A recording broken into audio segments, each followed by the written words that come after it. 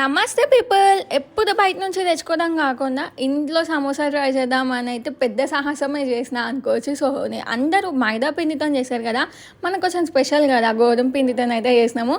So, first అయితే curry చూసాను. నేనైతే స్టఫింగ్కి కార్న్ అయితే ప్రిపేర్ చేసిన, అంటే కార్న్ సమోసా చేద్దామని.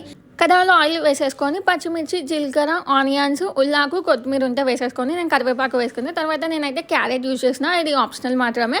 సో ఆ తర్వాత అవన్నీ వేగిన తర్వాత స్వీట్ కార్న్ అయితే వేసుకోవాలి. ఇది ఆల్రెడీ ఉడకబెట్టింది. నెక్స్ట్ మనకి ఏవి అవైలబుల్ ఉంటే ఆ మసాలాస్ అయితే వేసేసుకొని, లైక్ ధనియాల పొడి, garam masala, chilli powder, salt, ఇవి మన కర్రీ అయితే రెడీ అయిపోయింది. సో నేనైతే ఇట్లా చపాతీస్ లాగా చేసేసుకుని ఒక 1 minute, అటు 30 seconds ఇటు 30 seconds ఉంచి నేనైతే ఇట్లా షీట్స్ లాగా కట్ చేసుకుంటున్నా. అండ్ ఇదే గోధుమ పిండి ఉంది కదండి, అందులో కొంచెం వాటర్ వేసేసుకొని లైట్గా ఇట్లా గమ్ లాగా అయితే ప్రిపేర్ చేసేసుకోవాలి. ఇది part 1 మాత్రమే.